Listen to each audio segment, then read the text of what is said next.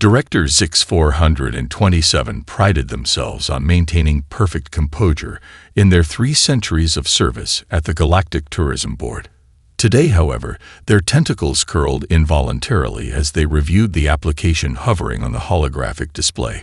Their assistant, a tall Mendaxian with iridescent scales, took 3 steps backward at the sight of their superior's color, shifting from a calm blue to an alarming shade of orange. "This must be an error in the translation matrix," Zix-427 muttered, their vocal sacs vibrating with distress. No sentient species would willingly request permits for recreational activities on Pyrox VI. The application, submitted by Earth-based Extreme Horizons Travel Agency, wasn't just requesting permission for a single visit. They wanted to establish regular tourist routes across 5 different Class 9 Deathworlds, with Pyrox VI as their flagship destination. Zix-427 pulled up the planetary data for Pyrox VI, though they had memorized every horrifying detail. The atmosphere contained enough corrosive elements to dissolve standard environmental suits. The planet's unique mineral composition had created sentient crystal formations that hunted in packs, using sonic vibrations to shatter their prey. Even the rain was a deadly mixture of superheated acid and diamond shards. A gentle chime interrupted their contemplation. "Director, the human representative has arrived for her appointment," their assistant announced, voice trembling slightly. "Send her in," Zix-427 replied, straightening their posture tendrils. They had dealt with humans before, but usually regarding their bizarre fascination with Class 3 or Class 4 worlds. This was entirely different. Sarah Chen strode into the office with the confident air of someone who had never known the comfort of living on a properly civilized Class 1 world. Her environmental suit was suspiciously minimal by galactic standards, yet she seemed perfectly comfortable in the office's universal atmospheric settings. "Director Zix-427, thank you for meeting with me," Sarah said, taking a seat without waiting for an invitation. She pulled out a data pad that had clearly seen better days. Its casing bore scorch marks and what appeared to be acid etching. "I assume you've reviewed our proposal." "Ms. Chen," Zix-427 began, their tone carrying the weight of countless safety regulations. "Your application suggests bringing tourist groups to planets that are classified as uninhabitable by every major scientific body in the galaxy." Sarah's smile widened. "Exactly. It's a completely untapped market. Do you know how many humans are tired of the same old beach resorts and mountain retreats? We've already got a waiting list of 3,000 potential customers just from our pilot program announcement." The director's color shifted to a deeper orange. "Your pilot program.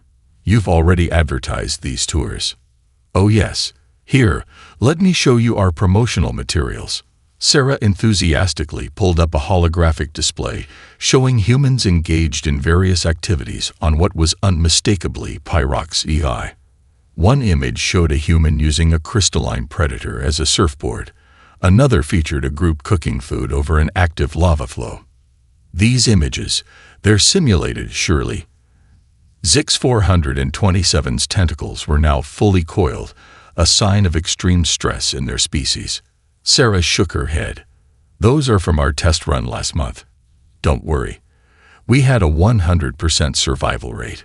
Well, 98.7% if you count that one guy who got a mild acid burn because he wanted to feel the rain on his face. But he gave us 5 stars and already booked another trip." The director's assistant, who had been quietly monitoring the meeting, fainted with a soft thud. "Look," Sarah continued, seemingly oblivious to the unconscious Mendaxian, "I understand your concerns, but humans have a unique perspective on what constitutes danger. What you call a death world, we call an exciting weekend getaway, and we're willing to sign any liability waivers you require." Director Zix-427 realized, with growing horror, that this was only the beginning of what promised to be the most challenging period in their career. They had no regulation guidelines for dealing with a species that categorized certain death as an exciting weekend getaway. Ctheri had spent 15 years training to become a certified safety guide for Class 5 worlds. They had memorized every emergency protocol, mastered 17 different types of environmental equipment, and earned top marks in xenobiology. None of that had prepared them for their first group of human tourists. As you can see, Ctheri gestured at the swirling crimson clouds above.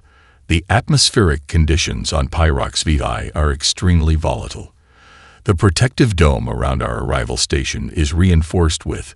They stopped mid-sentence, noticing that half the group had already wandered toward the dome's edge. "Hey, Sarah," called out one of the tourists, a bearded man named Mike who wore what appeared to be standard Earth hiking gear. "These crystal formations look just like the ones from that cave diving trip in Mexico. Think they're climbable?" Sarah Chen, who had somehow convinced the Galactic Tourism Board to approve this madness, was busy helping another tourist adjust what Ctheri could only describe as woefully inadequate protective gear. "Remember the safety briefing, Mike. Test them for sonic resonance first. We don't want a repeat of the singing crystal incident from the test run." Ctheri's sensory appendages quivered. "Excuse me, but those crystal formations are predatory life forms. They use sonic vibrations to hunt." "Yeah," Mike interrupted enthusiastically. "I read about that in the brochure. That's why I brought my old rock climbing gear. Figure if they start resonating, I can rappel down faster than they can reorganize their hunting pattern." Another tourist, an elderly woman named Margaret, who had introduced herself as a retired adrenaline consultant, was taking readings with a handheld device. "The acid rain is scheduled to start in about 20 minutes, she announced cheerfully. "Perfect timing for our picnic." Ctheri's translator must have malfunctioned. "Picnic? In acid rain?" "Oh, don't worry," Sarah reassured them, pulling out what looked like a compact force field generator. "We've modified these shield generators to create what we call dining bubbles.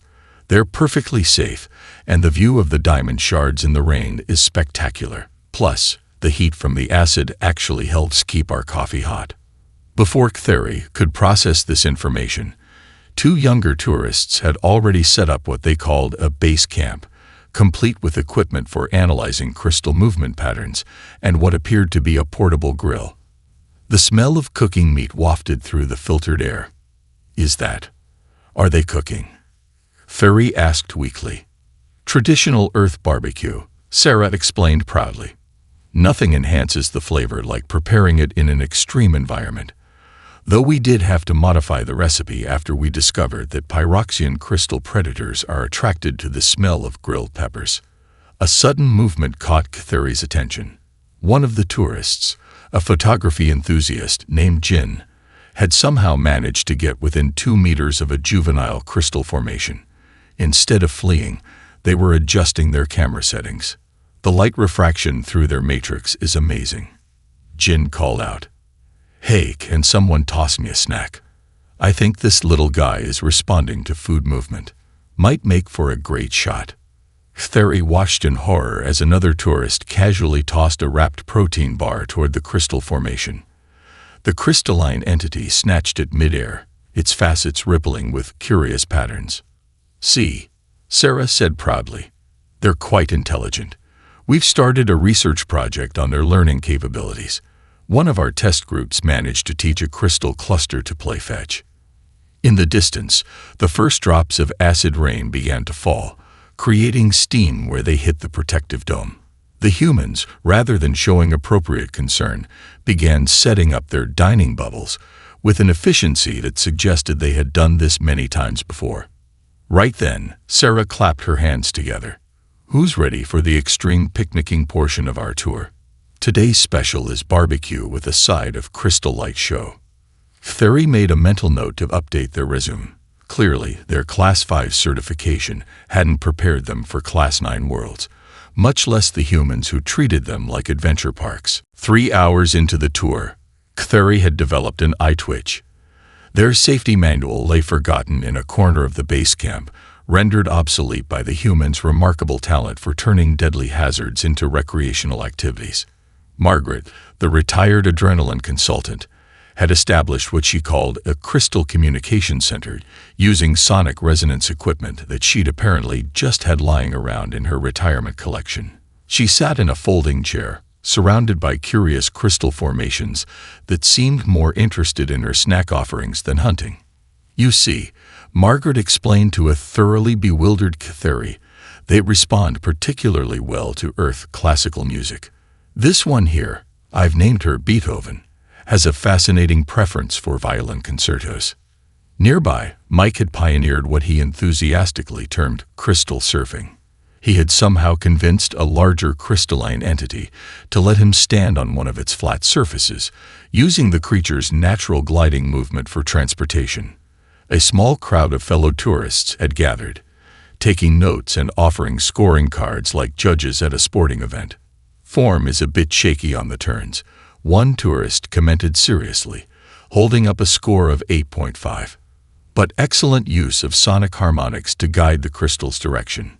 Sarah approached Catheri, offering them a cup of what humans called coffee from her specialized thermal container. "You're handling this much better than our last guide," she said cheerfully. They requested a transfer after Mike started teaching the crystals to play volleyball. "How?" Catheri accepted the cup with trembling appendages. "How are you all still alive?" Before Sarah could answer, Jin's excited voice called out from their new photography position near a cluster of steam vents. "Hey everyone, I think I've discovered why the crystal predators hunt in geometric patterns. Look at how they reflect the acid rain." The entire group rushed over, not away from, but toward the dangerous phenomenon, with cameras and scanning devices ready. Catheri found themselves being gently pulled along by an enthusiastic Margaret. Through their specialized lenses, the humans captured images of the crystal hunters using the acidic raindrops to create prismatic patterns, apparently as a method of communication. The discovery would have been groundbreaking if the humans had shown any interest in publishing their findings rather than using them to, as Mike put it, plan better surf routes. "This reminds me of that bioluminescent cave system in New Zealand," one tourist remarked, casually dodging a spray of acid rain while adjusting their camera settings. "Remember how we figured out the light patterns were actually a mating dance?" Catheri watched in astonishment as the group began documenting and categorizing different crystal communication patterns, all while treating the lethal environment as if it were merely an interesting backdrop for their vacation photos. Sarah had started taking notes for what she called TripAdvisor updates.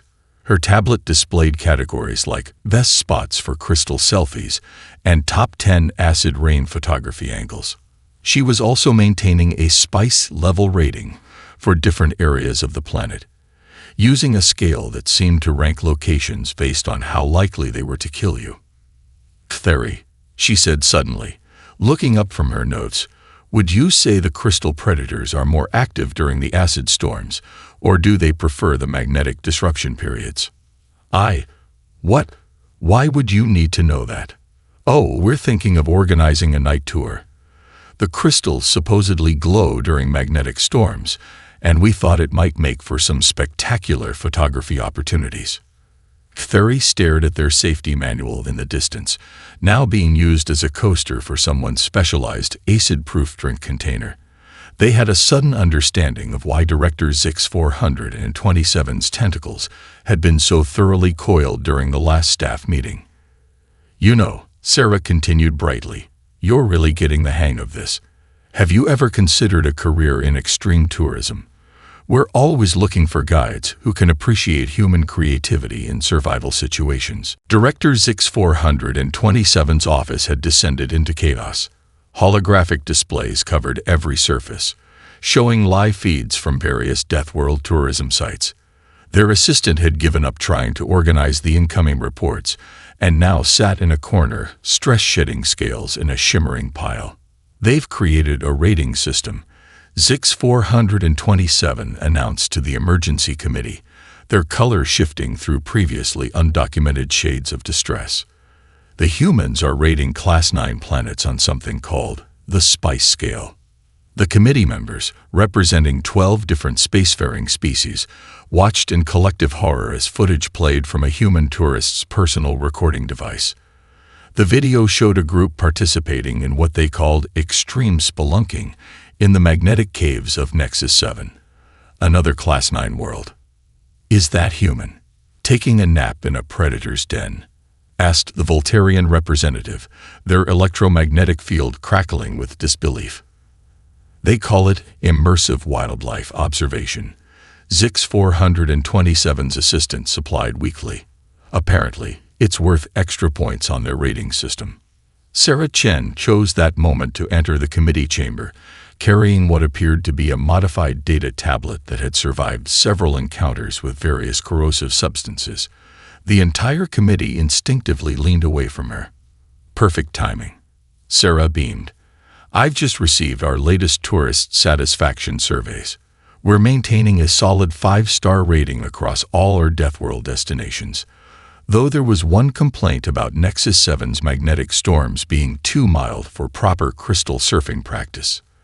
The committee's universal translator struggled momentarily with the concept of someone complaining that a lethal magnetic storm wasn't severe enough. "Ms. Chen," the Arthopian delegate began, their mandibles clicking nervously, "we've reviewed your company's activities over the past month. Your tourists have established what they call base camps on 17 different Class 9 worlds. They've initiated contact with 43 species previously classified as absolutely lethal to all sentient life. They've even started a social media trend called extreme selfies with death crystals. Oh, the selfie trend is doing really well." Sarah pulled up a holographic display showing humans in various poses with crystalline predators. "We've had to establish guidelines, though. No feeding the crystals before taking photos. It makes them too sleepy for good action shots." Director Zix 427's tentacles coiled so tightly they nearly tied themselves in knots. "Ms. Chen, your species is treating lethal environmental hazards as tourist attractions. You've turned hostile alien life forms into photography subjects. One of your guides is teaching predatory crystals to play fetch. Theory's really getting into the spirit of things, aren't they?" Sarah smiled proudly. "They've even started developing a training program for crystal agility courses. We're thinking of organizing the first Interstellar Crystal Olympics next season." The committee chamber erupted in a cacophony of distressed noises across multiple biological and mechanical frequencies. "But the survival statistics," the Voltarian representative interjected, their field flickering with confused patterns. "They're impossible.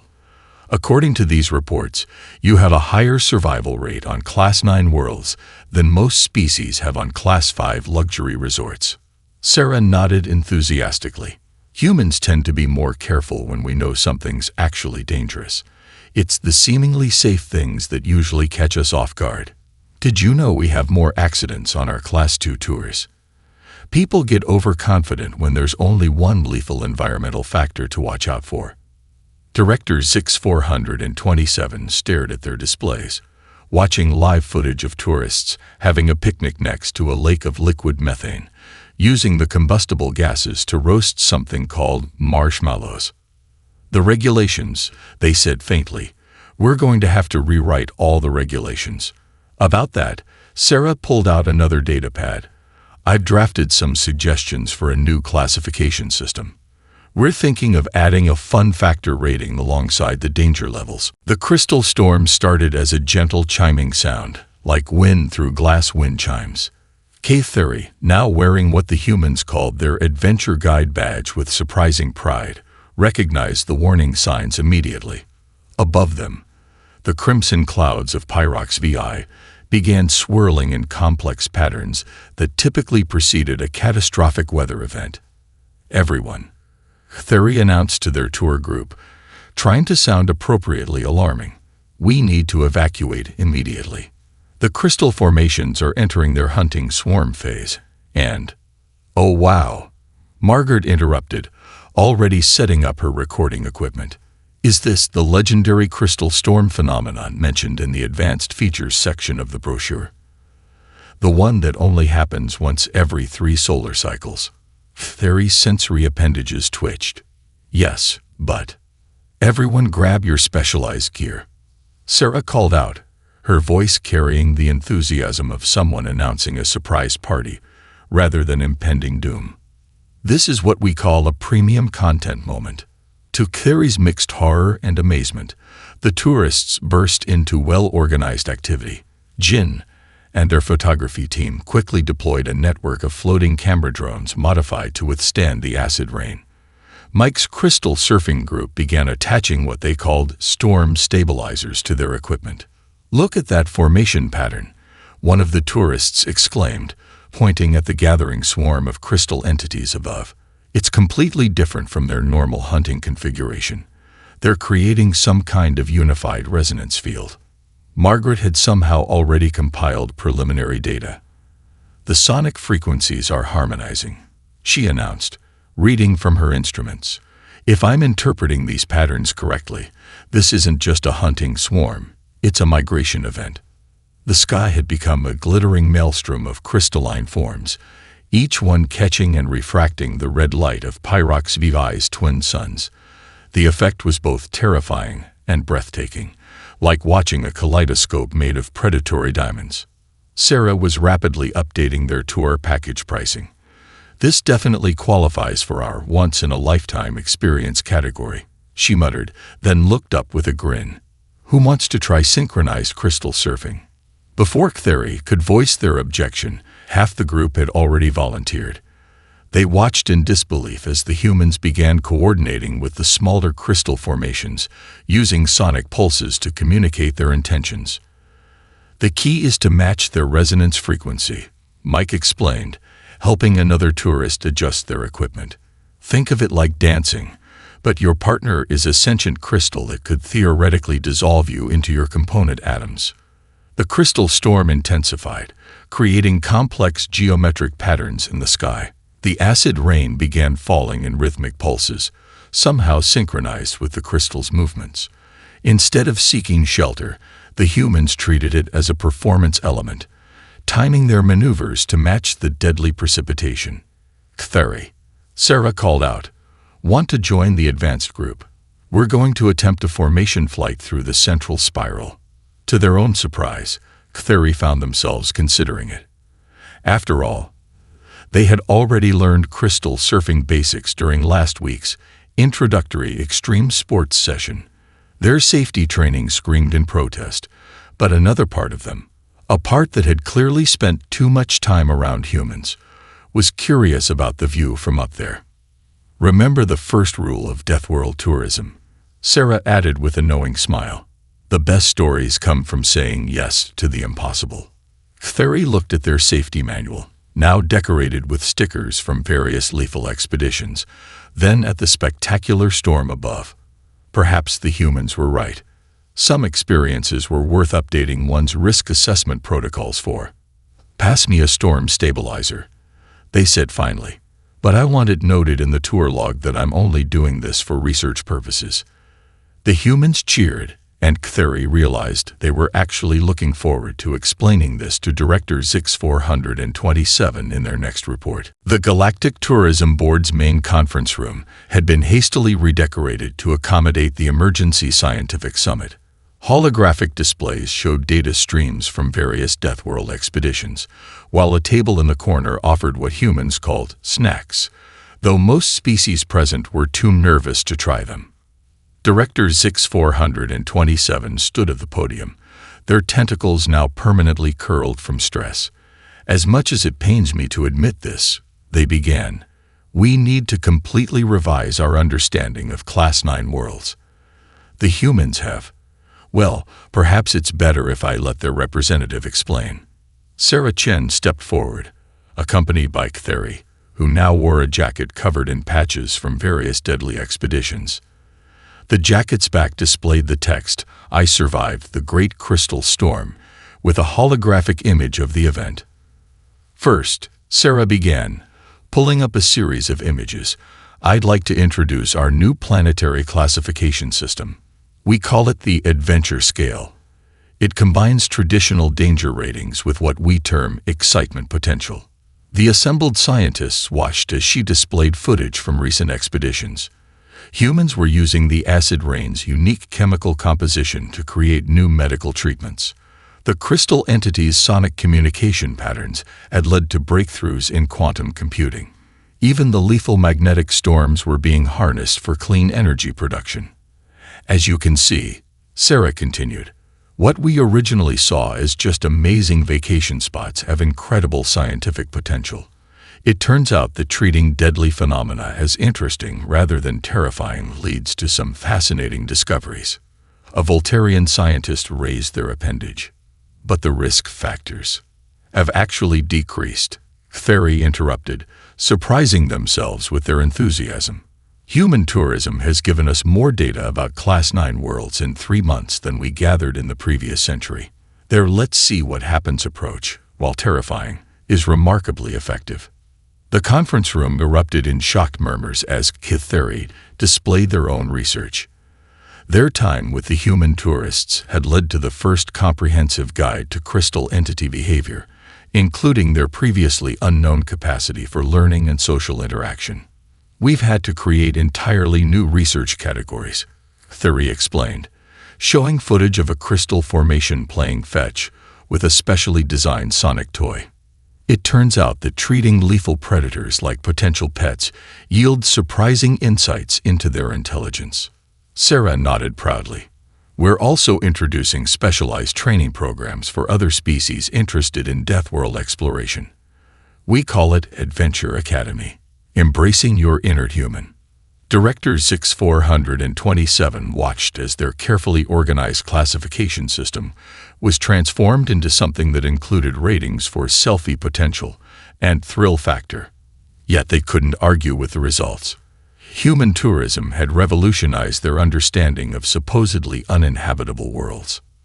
Next week, Sarah announced, pulling up another holographic display, we're launching our first multi-species expedition. Theory will be co-leading a group of adventurous tourists from 12 different species to study the fire tornadoes of Infernus Prime. The flames there reach temperatures that can melt standard spacecraft hulls, one scientist pointed out. Exactly. Sarah beamed. Perfect for our new extreme photography course. We're calling it Capturing the Uncapturable. Advanced thermal imaging techniques. Plus, the local plasma worms are apparently excellent at pose shots. Director 6427 looked at their assistant, who had finally stopped shedding scales and was actually taking notes with interest. Perhaps this was the future of galactic exploration. A strange blend of tourism, science, and what humans called living your best life. Oh, and Director, Sarah added with a grin, we've reserved a spot for you on our beginner's crystal surfing course. Theory thinks you have potential. The Adventure Academy grand opening ceremony was unlike anything the galaxy had seen before. Located on a specially modified space station orbiting Pyrox VI, the facility featured everything from beginners' crystal surfing simulators to advanced plasma worm communication courses. Sarah stood at the observation deck, watching as the first class of non-human students attempted their initial crystal surfing lessons in the safety of holographic training rooms. Theory, now the Academy's lead instructor, moved between groups offering encouragement and technical advice. Remember, Theory called out to a nervous-looking Voltarian student, the crystal responds to your confidence levels. Think of it less as a lethal predator and more as an adventure partner with interesting dietary preferences. The Voltarians' electromagnetic field flickered with determination as they successfully established a resonance connection with their training crystal. Around them, other species were making similar breakthroughs, each adapting human techniques to their unique physiologies. I never thought I'd see a Mendaxian willingly approach a crystal formation. Sarah mused, watching Director 6427's former assistant demonstrate proper sonic communication techniques to a group of beginners. Especially not while wearing one of our Crystal Whisperer training badges. Margaret, who had been hired as the Academy's chief technical advisor, approached with her latest data readings. The adaptation rates are fascinating, she said, showing Sarah the results. Once we help them past their initial survival instincts, most species show remarkable potential for extreme tourism. In the advanced training section, Mike was teaching a group of enthusiastic students the art of tactical relaxation in lethal environments. His current class included representatives from 15 different species, all learning to take proper selfies while free-falling through acid rainstorms. The key, Mike explained to his attentive audience, is to remember that certain death is just an exciting photo opportunity waiting to happen. Now, who wants to practice with our new acid-proof camera drones? The station's research wing had become a hub of interstellar innovation. Jin led a team of xenobiologists who were documenting previously unknown behaviors in dangerous species, all thanks to what they termed the human approach to mortal peril. We've discovered that most predatory creatures have an unexpected appreciation for simple games, Jin explained to a visiting scientific delegation. Even the plasma worms of Infernus Prime turned out to be excellent participants in our thermal tag studies. Sarah's communication device chimed with another update from the Galactic Tourism Board. Director Zix 427, who had surprisingly become one of their most dedicated advanced students, had finally approved their proposal for extreme meditation retreats in the magnetic storm zones of Nexus 7. Has anyone seen the director? Sarah asked, scanning the training areas. They're supposed to lead the demonstration for the new magnetic storm surfing course. They're in Laboratory 3, Cthulhu replied, taking a break from their teaching duties. Apparently, they've made a breakthrough in crystal entity psychology. Something about using synchronized dance movements to establish trust bonds. Through the laboratory window, they could see Director Zix 427, their tentacles now proudly uncurled, leading a group of crystal formations through what appeared to be a choreographed routine. Their official classification paperwork lay forgotten on a desk, repurposed as a coaster for their I Survived Pyrox VI commemorative drink container. You know, Sarah said, watching a group of graduating students practice their emergency teleportation techniques while having a picnic in a simulated methane storm. I think we've created something bigger than just a tourism revolution here. Cthulhu nodded, adjusting their collection of adventure badges. Indeed, though I'm still not sure how to explain to my family that I've chosen Professional Deathworld Activities Coordinator as a career path.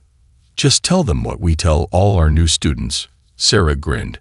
Sometimes the best way to stay alive is to stop treating survival like your only goal. 1 year after the opening of Adventure Academy, the annual Galactic Tourism Convention had transformed into something its founders would never have recognized. The main exhibition hall of Capital Station was filled with displays that would have once triggered emergency evacuation protocols. A family of crystal entities performed synchronized acrobatics above the central platform, their facets catching light in precisely choreographed patterns.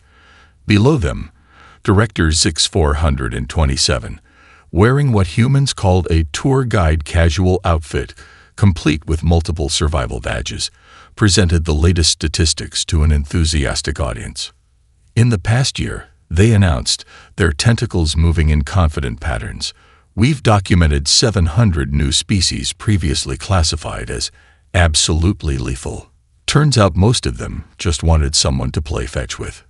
Laughter rippled through the crowd, a complex symphony of various biological and mechanical expressions of amusement.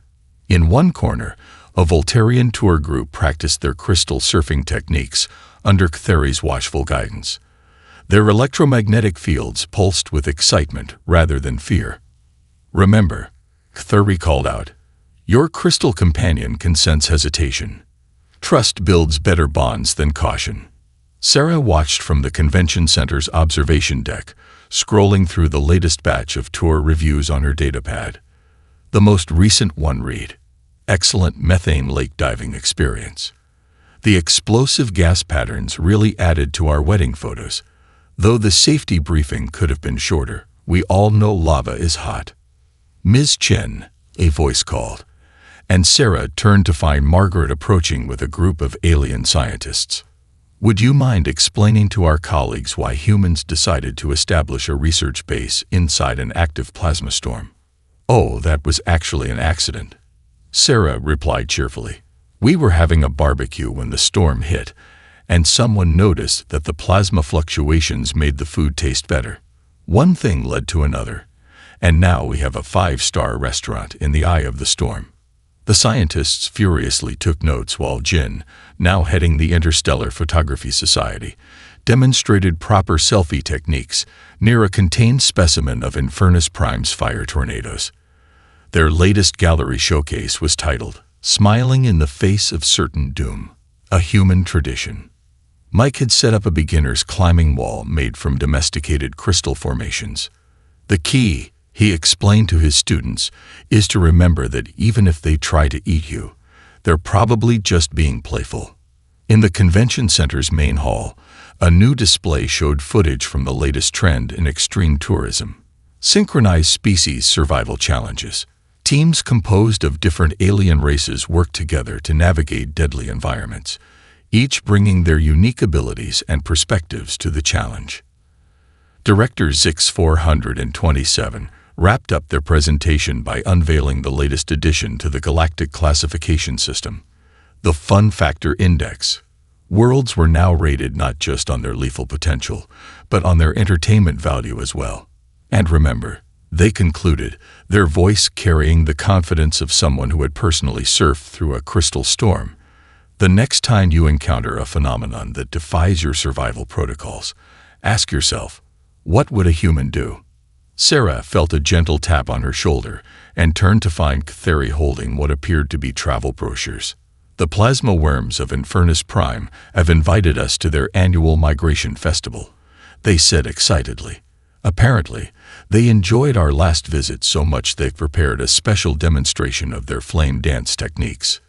Looking around at the convention center, where beings from across the galaxy were enthusiastically planning visits to worlds that once featured in their nightmare stories, Sarah couldn't help but smile. Humans hadn't just changed how the galaxy viewed dangerous planets. They'd helped everyone discover that the line between terror and excitement was often just a matter of perspective. Well, she said, reaching for her latest adventure gear, we should probably pack some marshmallows. Can't disappoint our plasma worm hosts, can we?